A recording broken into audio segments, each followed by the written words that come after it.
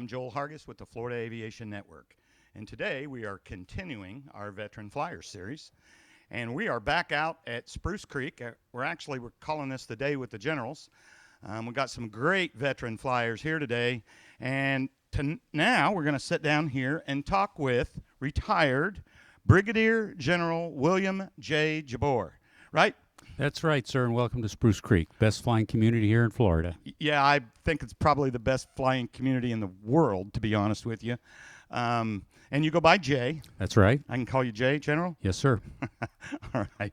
So, we always like to start out our interviews, particularly with the veteran flyers of particularly rank, and just to show that you guys are real people. You know, you really started flying like anybody else has or would or could, right? So let's go back to the beginning. What got you interested in aviation, Jay? So that's an interesting question. Nobody in my family had ever flown in an airplane when I was a kid, but I was constantly drawing pictures of airplanes. F-86 was my favorite. When I was 16 years old, at my 16th birthday, my mother took me out to the local airport in the middle of Long Island, New York, and bought me one of those $5 rides where you fly around the flagpole. And when I got back to the car, she saw the look on my face, and she said, go back in there and get the information you need on what you have to do to start. So I got all that information, and then next day I went out and looked for a job. I got a job to support the new habit, to support the flying. Right. Found a job with a little insurance company and did that for about a year and a half, and then I got another job, and so I worked my way through my private pilot. So when you started training, what were you flying? So I started in the J3 Cub, and I got my solo in the J3 Cub, and I flew the J3 Cub for most of the training, but we had to get some time in an airplane that had an electrical system before I could take my private. So I took my private actually in a Piper Cherokee 140. Oh, a 140 Cherokee. I've got a little bit of 140 time, quite a bit of Piper time. I always like the low wings. And how'd you like that little 140? Well, it was high-tech compared to the Cub. Very. And all I could think of every time I got in it was, wow, it's got a radio. Well, you got to learn how to work the radio. Got to learn right? how to work the radio. And then so I happen to know that you got an appointment to the United States Air Force Academy. That's right. I hadn't really known much about the Air Force Academy. It was still pretty new at the time. But I applied, and I got picked up. And went out to Colorado Springs, and that was the last I saw of New York, pretty much. Really? Do you ever go back and visit? Oh, yeah, we go back and visit the family, but... and then you're out of there. I'm out of there. Right. Florida's a much better place. How hard was the Air Force Academy at that time? Well, it was such a change in lifestyle for me, because I had never had any relationship to anybody in the military, that it was pretty tough the first couple of years. The academics were great. I mean, they've got a tremendous instructor corps there. I got my degree in mechanical engineering, and the military stuff was there and always kept you on your toes. But it was a challenge. Yeah, I mean, any of the academies are just such a pedigree on a resume for a military pilot or for anybody doing anything in the military. Right. So that's quite an honor, and so you came out of there and wanted to be a military pilot. Right. I pretty much focused on doing what I needed to be to get into pilot training. At that time, it was the early 70s, and pretty much everybody that was qualified to fly at the academy went to pilot training. Oh, okay. So it was easy to get into pilot training from the academy. I went to Williams Air Force Base to do undergraduate pilot training. That's in Phoenix, Arizona. And T-37, T-38 were the airplanes that I flew. Loved them both, but as you'll note, the T-38 is still one of my favorite airplanes that I've ever flown. I would give anything to take a ride in a T-38. And so did you get to go supersonic and everything in that? Oh yeah, oh yeah. Oh man, I'm so jealous, so very jealous. So through pilot training, T-37, T-38. After you got out of pilot training, what did they assign you to do then? So right out of pilot training, I went to fly the F-4 Phantom. Ah. And I went just across town in Phoenix to Luke Air Force Base and learned how to fly the F-4D Delta. And that was my first fighter that I'd flown. And this is post-Vietnam at this point, right, is it post-Vietnam. This is about 1975 or so. After pilot training, I went to England, and I flew, as Paul mentioned, we were the Cold War warriors. Right. I was in Europe and had an assignment in the United Kingdom in the F-4 Phantom. It was a great airplane.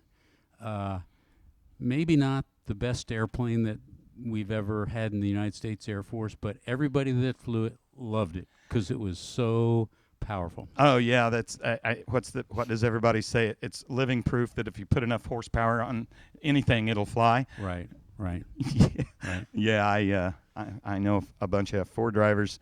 And so how many hours you get in the F4? I probably had about 600 hours in the F4 in my tour in Europe, which is tough to get because the weather is so terrible over there. Right. Your opportunities to go practice and do weapons training, all that is very difficult. Bunch of IFR out over there. Right. Spent a lot of time in Italy and in Spain. Oh, cool. Just staying current in the airplane, so it was a lot of fun. I was a bachelor then, so it was cool. Bachelor, you're what, a lieutenant at this point? Right. Hadn't made captain yet? Well, and when you're a lieutenant, you don't have to know anything because nobody expects you to know anything. One bar and stupid, right? That's right. Oh, that's funny. And so what was next, Jay? Well, I got assignment back to the States, and I was an instructor in a program called Fighter Lead-In, LIFT. And it was a place where we flew the T-38 again, and we took pilots just out of pilot training, taught them how to fly air combat maneuvering in the T-38, an airplane they were familiar with, kind of as a top-off before they went to their operational airplane training. And so the F-4 was probably beginning to phase out at that time? Not quite then, but it was getting close. It was the number one airplane still. So what? Were flying. So back to a T-38. What was next? Because I know you have flown some really cool stuff, and I can't wait to get there. To be honest with you.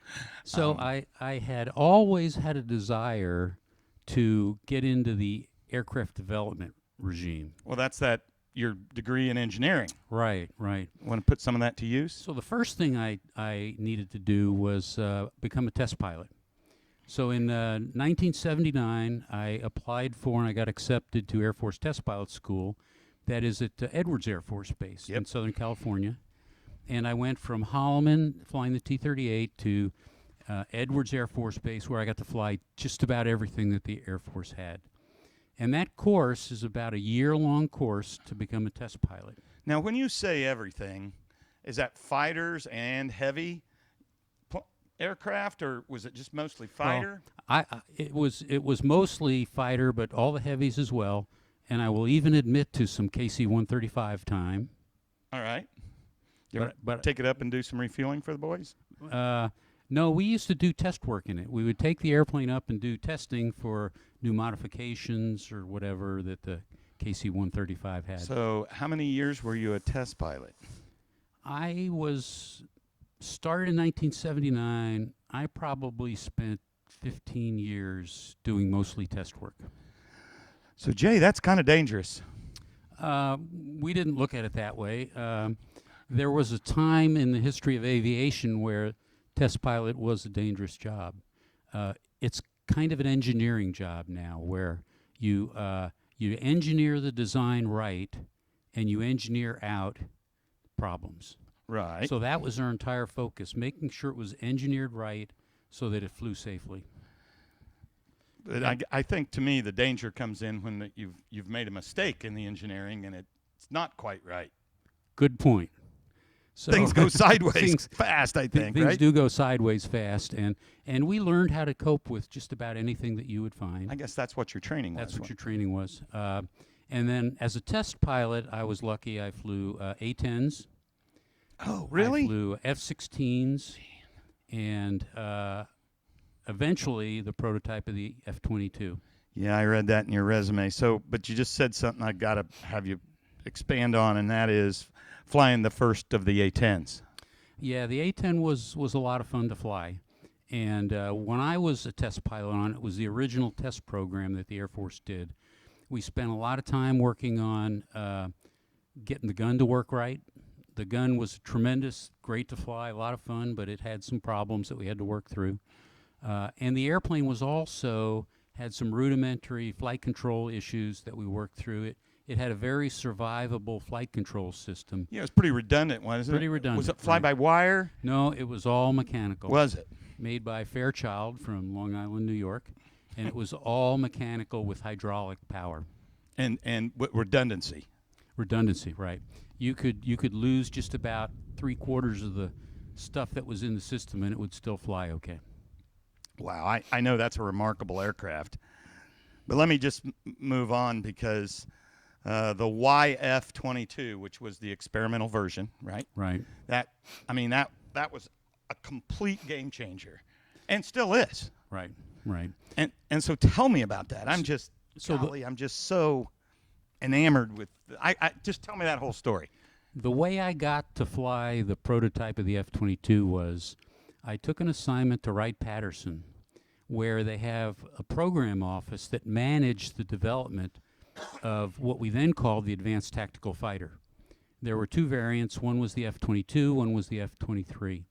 So I worked in the program office in Dayton, Ohio for about 3 years, planning the testing phase of the Advanced Tactical Fighter. So that was manufactured by Lockheed, was it not? The F-22 is, Lockheed, General Dynamics, and Boeing, a team. Oh, really? Yeah. So I did that for 3 years in Dayton.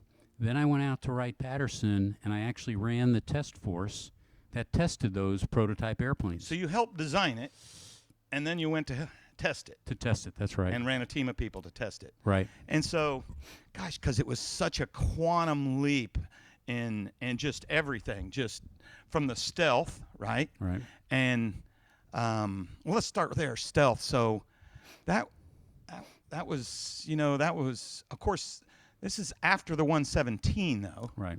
So we knew what stealth was about. We knew how well it worked.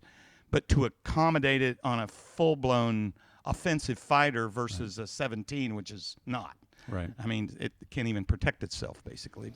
So at that time, when we were building the F-22, YF-22, and then the F-22, we had two kinds of stealth. We had the F-117 kind of stealth and the B-2 kind of stealth. What we needed in a fighter was stealth that could be put on an airplane that had to maneuver. The F-117 was not a good maneuvering airplane. So that's what we were testing out at Edwards, that the maneuverability of the airplane could still be outstanding, yet accommodating the stealth changes. And the avionics in that, didn't you just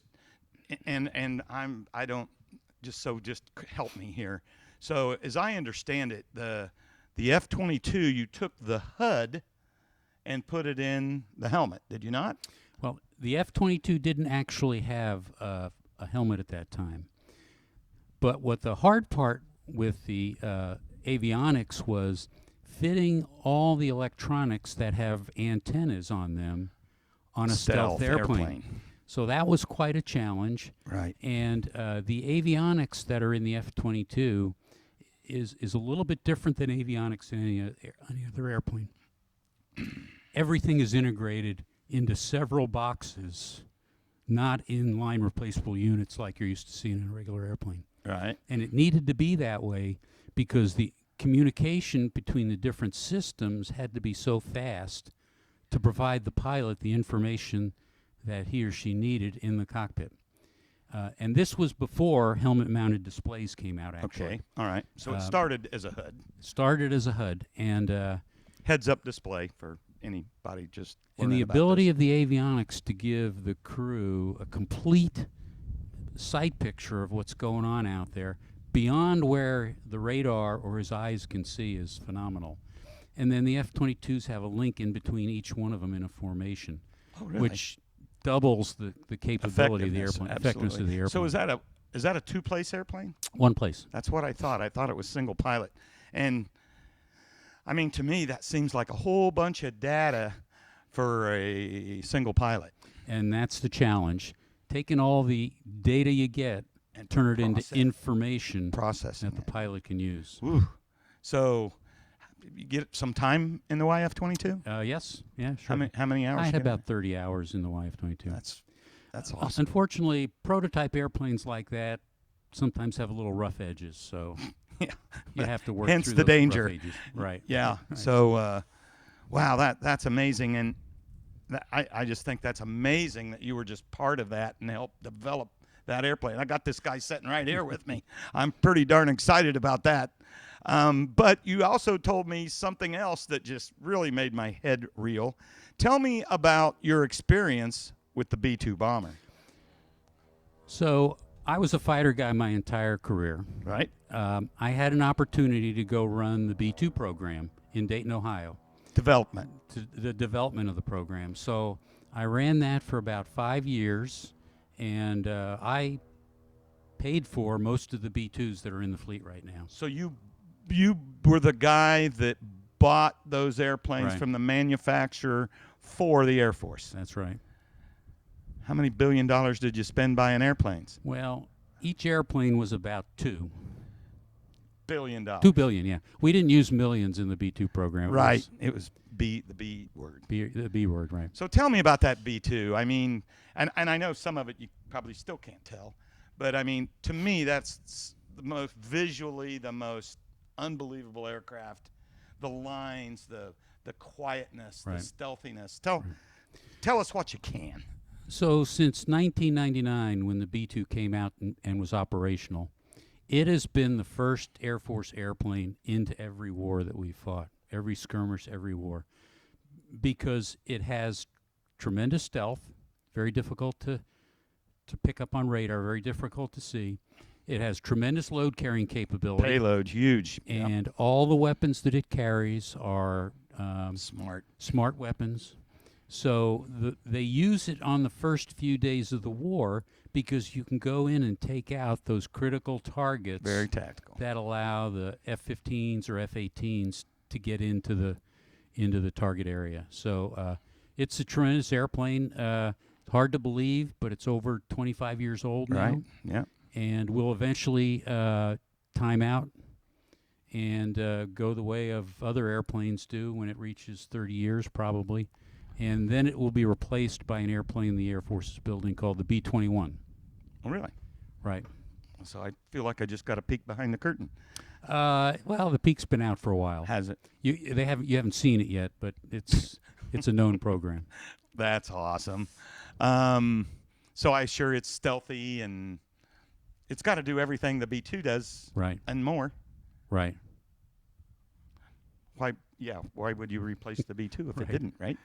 And the B-2s have been really successful. We've lost one airplane at Guam, and the crew got out fine. But it's been pretty much the workhorse for the first airplane to break the door down, we call it. Kick the Right, door down. That's right. what the B-2 does now. That's awesome. Once the door's kicked down and all the air threats are minimized, then you can send in the non-stealthy F-15 and F-16 and F-18. So any idea how many different airplanes you flew as a test pilot? While I was in the Air Force, I flew 67 different airplanes. Wow. Not just our airplanes, European, other airplanes as testing well. them. Right. So, wow, true test pilot. That's cool. And a designer. You put that degree you got at the academy to use. Right. Right. So now let's talk about how you progress through rank. Like when you're flying F4s, you lieutenant or captain? I was a lieutenant pretty much. Yeah. When did you make captain? I made captain just as I went to Holloman to fly as an instructor in the lead-in program. Okay, and that's captain. And then from there, Major was. I made major when I was a test pilot on the F-16 out at Edwards. How'd you like the F-16? It's my all-time favorite airplane. It's funny. So many guys Yeah. I've flown all these planes. They all love the F-16. Not only did it fly well, but it was small enough where you felt like you were intimately attached to it. Part of When it. you get in a big airplane like an F-15 or an F-22, you're managing 50,000 pounds of airplane. Right. The F-16 is much smaller, feels a little bit more comfortable. Very to fly. nimble. Very nimble. Yeah. So you like that F-16? 67 different aircraft. That's amazing. So you made major there. hmm Lieutenant Colonel? I made lieutenant colonel just before I went to fly the prototype of the F-22. And then while I was doing that program, I made colonel.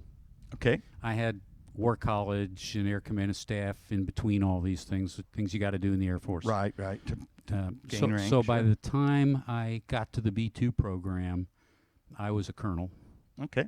Ran that as a colonel, and then I got promoted in the B-2 program to 1-star, Brigadier General. That's amazing. Couple of tours in the Pentagon, which are Yeah, not. so you did have to go to the Pentagon. Oh yeah, I know. did. I was in my last interview. He never went to the Pentagon. I'm like, how do you I make envy- general and not go to the Pentagon? I envy Paul now. Yeah, never right, having been there. Right. So you made brigadier. I'm sure that came with a hitch, and then you decided I've had enough of this, or what got you Yeah. out? Well, I'd kind of lost contact with flying, working Right. the Pentagon and working other programs. So I retired in 2003, and I went to work for Northrop Grumman. And I did program management kind of stuff for Northrop Grumman. I did not fly with them. They had some very interesting programs going on. And I did that for 10 years, and that was a lot of fun. It was a good company. They treated me well. And then I would think your assignment with them is working on the newest, latest, greatest right, secret stuff. right. Right. I'd have to shoot you if I told you. I know. I don't Okay. want shot. Don't tell us. Okay, I won't. But that has to be fun. It was a lot of fun, yeah. It really was. Particularly, having gone through the F-22 and the B-2 and Right. now working on that next generation of stuff that we Right. haven't seen yet, right? Right. You got to do all that. And then, so what brought you to beautiful Spruce Creek? Okay, so after I retired from Northrop Grumman, I decided to do what I wanted to do. And I ran a nonprofit organization up in Dayton, Ohio for about 5 years called the Wright B Flyer. And we have an airplane that isn't like, but looks like the Wright brothers' 1911 airplane. And we would give civilians rides in it. Really? And it was no cockpit, sitting out front, just like you remember the Wright brothers Wow. airplanes. And everybody had a great time doing What it. kind of engine you put on that? It actually had a Lycoming 360. Oh, if Orville and Wilbur would have had a If- Lycoming, right. boy, Wait, it'd have been a whole different ballgame. well, it right? had radios also because we had to fly in airspace, right? Right, So- right. Had and a radios. transponder. And that was a lot of fun. I didn't get paid for that. That was a volunteer job. Did that for about 5 years. And once my boys were starting to get to graduating from college, my wife and I said, hey, we really don't like this weather in Dayton, Ohio. So I sold my snowblower, and we came down here to Spruce Creek. We found a place that we liked. What made you come to Spruce Creek? Well, What stood out about it? I actually had a friend who was down here from Dayton. Yep. And so his stories talked us into coming down here, and fell in love with the community, Florida. For the first 2 years, we were snowbirds, Okay. living up in Commuted, Dayton. yep. Yeah, commute down for the winter while the boys were finishing up college. And then about 4 years ago, we decided to make it permanent, so we moved down here permanently. Sold the furniture and moved down. And so I actually your airplane's sitting right out here in front of us. Tell us about your current airplane. So my current airplane is an RV-7. I started building it in Dayton. It took me about 2 years to finish the build. Oh, that's And, pretty good. It had everything I wanted. It was economical enough to fly. It was pretty easy to build. It's not as hard to build an airplane as you think when they're kits like that. It's completely aerobatic. Oh yeah. It's a tail wheel. What's I the like G's tail on wheels. that RV7? It's certified to 6. So, unfortunately, my body's down about 3 now. So, I I'm don't with get you, much man. above 3. But I'm with you. yeah. And so I built it first flew it in 2011 Oh, okay. up there in So Ohio. about 10 years. About 10 years, yeah. And brought it down here and found out there's a lot of RVs. A lot of Spruce Creek. RVs. So I fit right in, apparently. So you flying with a group here? Yeah, I fly with a couple of groups. We do formation. We got breakfast sometimes, and sometimes it's just Friday night over the crowd doing flybys. That's all. So You got a couple other generals you fly out here with, don't you? yeah, when we fly as a group, there's 3 of us here. We call it Starflight. We all have RVs, a little bit different models, but the same airplane. And it's a lot of fun to go out with guys like that and do some formation work. Well, and I there's actually a lot of groups here that do formation. I talked to it was Jim with Flying Mavericks. Yeah. Yeah. And so it's just amazing what you guys do out here at Spruce Creek. I tell you, it's just one of the premier flying community. Like I say, it's the nicest one in the world, as Right. far as I know. Right. So I think you're living life large, Jay. That's right. I mean, gosh, what else is there? That's right. I think that's fantastic. Well, I really thank you for taking time to talk to us this morning, and it's been a pleasure to get to know you and hear your stories. And I could sit here and talk to you for another hour. I certainly could, but we're gonna just sign off here. Great. And I want to thank all of our viewers. I am Joel Hargis with the Florida Aviation Network, shooting veteran flyers in Spruce Creek flying community. Stay tuned for another show.